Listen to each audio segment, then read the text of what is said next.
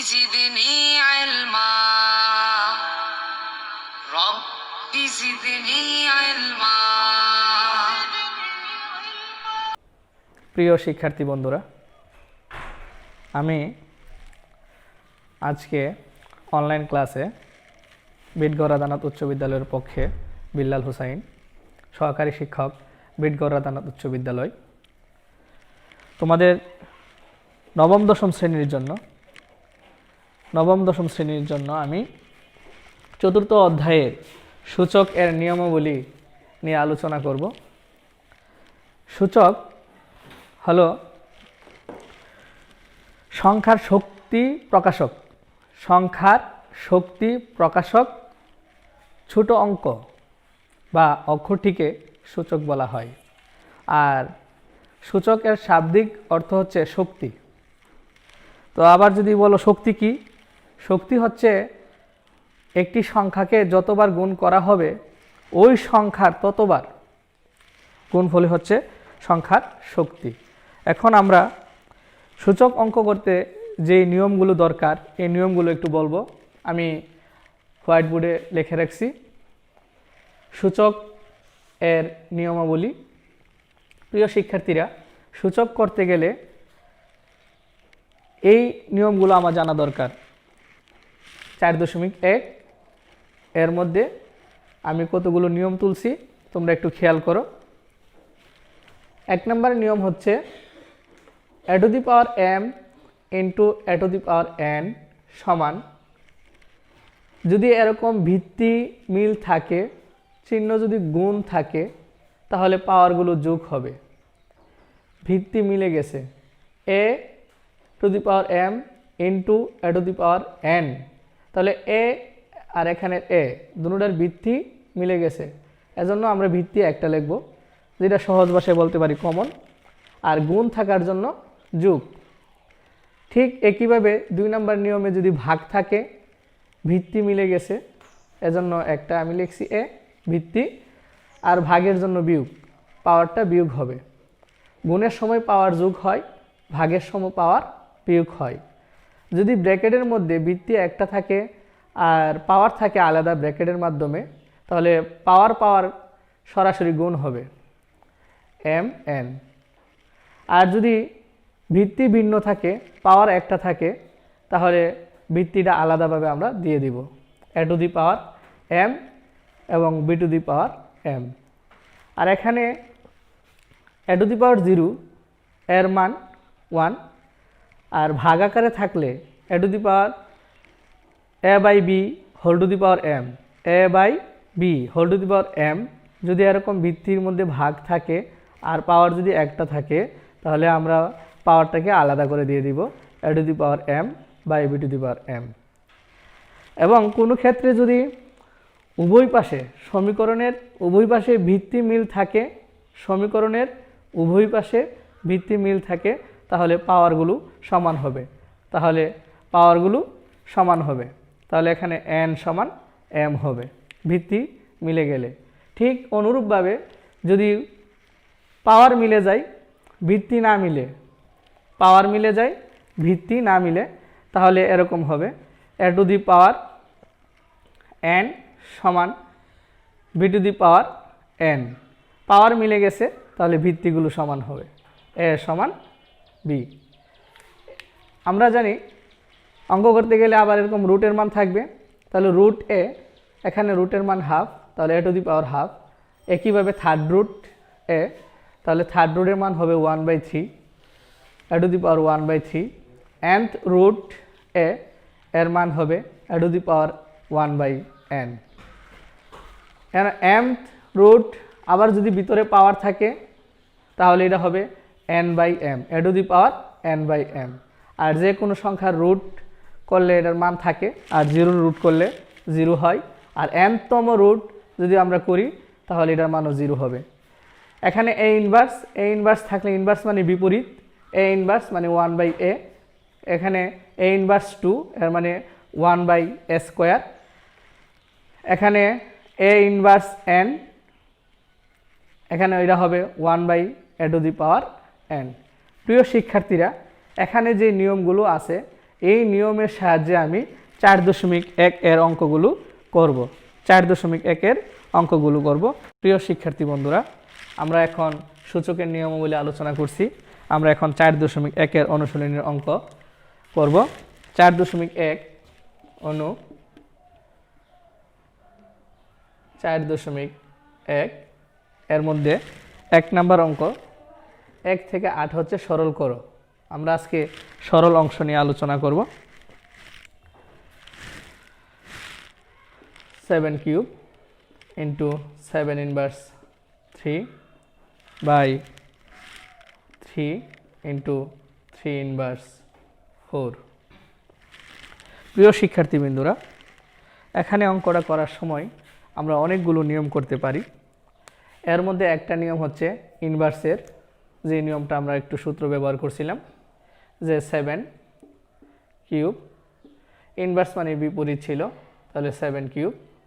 Same এখানে এটাই হবে 3 ইনভার্স, তাহলে এটা হবে 4। এখন প্রিয় শিক্ষার্থী বন্ধুরা, তোমরা দেখো এটা আছে ভাগ আকারে, এটা আছে গুণ আকারে। তাহলে এখানে 7 কিউব কাটা যায়, আর এখানে 3টা, এখানে 3 একটা, আর এখানে 3 পাওয়ার 4 হওয়ার কারণে 3 4টা। এরকম যদি আমি কাটাকাটি করি তাহলে উপরে থাকতেছে 1 আর নিচে থাকতেছে 3 কিউব, 1/3 কিউব। তো 1/3 কিউব করলে 27 আসে, 3 কিউব করলে 27। তো এটা ভাগ চিহ্ন, ভাগ চিহ্নরে যদি আমরা গুণ চিহ্ন ব্যবহার করি, 1 গুণ 27/1, তাহলে এটা করলে 27 আসবে আনসার। প্রিয় শিক্ষার্থী বন্ধুরা, আমরা এই অঙ্কটার মধ্যে ইনভার্সের সূত্রটা ব্যবহার করছি, মনে আছে? এ ইনভার্স 1 মানে 1/a, এ ইনভার্স 2 তাহলে 1/a স্কোয়ার। তাহলে এখানে 7 ইনভার্স 3 এর মানে হবে 1/7 কিউব। 7 ইনভার্স 3 এর মানে হবে 1/7 কিউব। এখানে 3 ইনভার্স 4 এর মানে হবে 1/3⁴। তাহলে এখানে 7 কিউব কাটা, তাহলে এখানে শুধু 1 থাকবে, আর এখানে 3 একটা, আর এখানে 3 পাওয়ার 4 হওয়ার কারণে 3 চারটা থেকে একটা চলে গেলে 3টা থাকে, এর মানে 3 কিউব।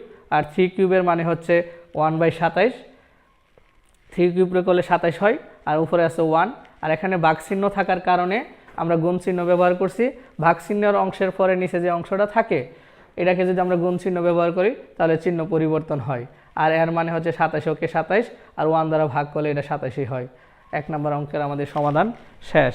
আমরা এখন করব 2 নম্বর অঙ্ক। প্রিয় শিক্ষার্থীরা, আমরা এখন 2 নম্বর অঙ্ক করব।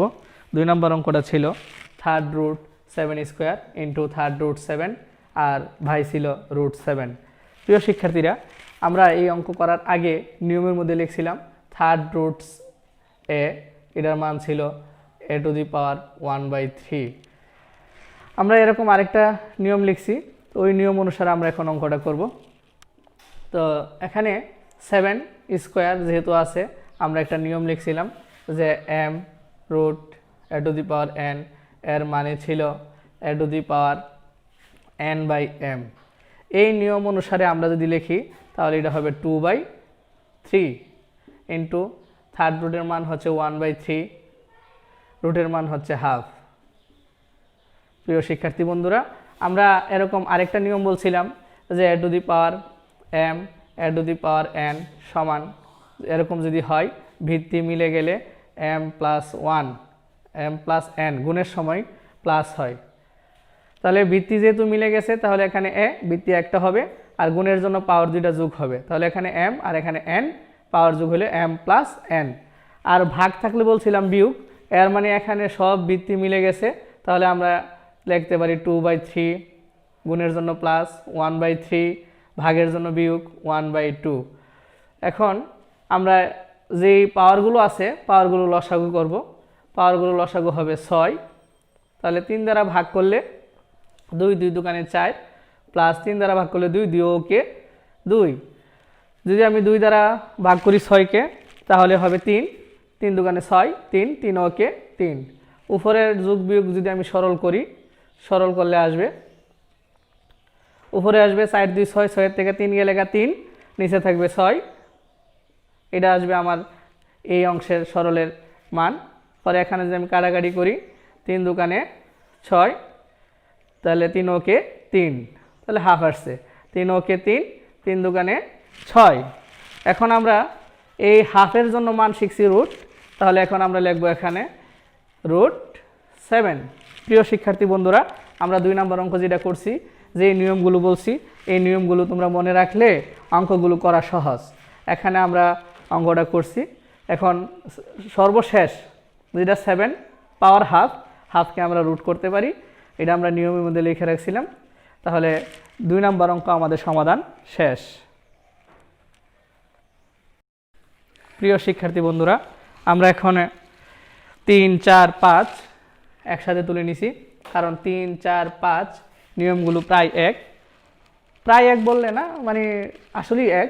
আমরা এখন করব এই 3 নম্বর অঙ্ক সমাধান। 3 নম্বর অঙ্ক সমাধানের জন্য আমরা ইনভার্সের নিয়ম বলছিলাম, a ইনভার্স সমান 1/a। এখানে সেই নিয়মটা আমরা ব্যবহার করব।